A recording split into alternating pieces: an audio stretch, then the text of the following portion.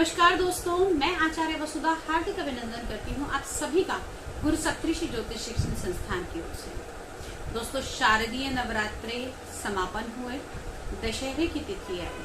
मैंने आपसे कहा था कि दशहरे के लिए बहुत सारे उपाय लेकर आऊंगी आप सभी के लिए। हमारी आम तौर की जिंदगी में अक्सर हम परेशान होते हैं, कभी कर्जे से, कभी धन से, कभी भय से, कभी कोर्ट से, कभी मुकदमे से।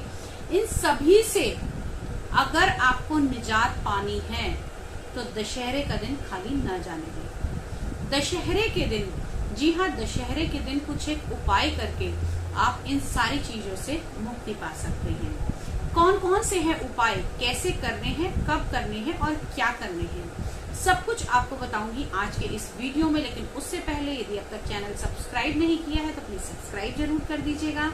साथ ही साथ बेल आइकॉन को दबा दीजिएगा ताकि आने वाले सभी वीडियो आपको समय से मिल सके। तो चलिए, विजयदशमी यानी कि बुराई पर अच्छाई की जीत का त्योहार है। श्री राम और रावण का युद्ध हुआ तो भगवान राम की विजय हुई। इस दिन भगवान राम की जीत को मनाया जाता है, हमारी सबकी अपनी सच्चाई की जीत का उपलक्ष्य मनाया जाता है। तो सबसे पहले बात जीत से ही शुरू करते हैं। जी हाँ, यदि आप किसी कोर्ट केस में फंसे हुए हैं, जी हाँ, अगर आप किसी कोर्ट केस में फंसे हुए हैं तो आपको क्या करना है। आपने इस दिन यानी कि दशहरे वाले दिन राम नाम का एक ध्वजा लेना है, जिसे हम झंडी भी बोलते हैं, पताका भी बोलते हैं। आपने ये लेनी है और इसकी पूजा अर्चना मंदिर में करनी है।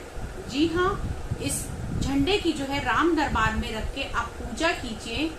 उसके पश्चात ये पताका मंदिर की सबसे ऊंची वाली चोटी पर लगवा दीजिए।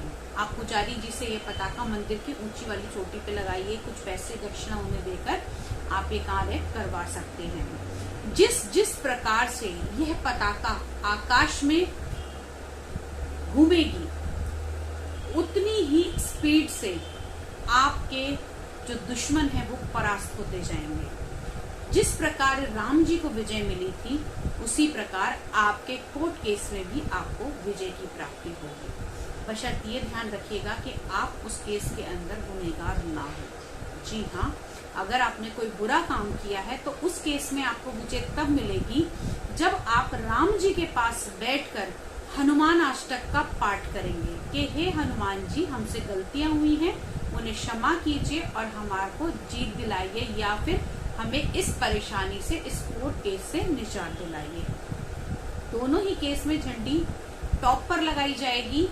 अगर आप निर्दोष हैं तो भगवान आपको जरूर विजय दिलाएंगे। यदि आप किसी कारणवश, कई बार ऐसा होता है कि परिस्थितियों के अनुसार हम दोषी होते हैं लेकिन बाद में हमें उस चीज का गिल्ट फील होता है, तो आपने अपने गिल्ट को भगवान के सामने रखना है और आप उनसे क्षमा याचना करनी है और अपनी इस परेशानी से मुक्ति पानी है। ये एक छोटा सा उपाय करके आपको निश्चित ही आपके कोर्ट केस से मुक्ति मिलेगी। ये तो था कोर्ट केस को स्पेशली लेकर। अगला जो आपको उपाय बताने जा रही हूँ वो है किसी भी प्रकार के शत्रु, किसी भी प्रकार के यदि आपके दुश्मन हैं तो आपने क्या करना है।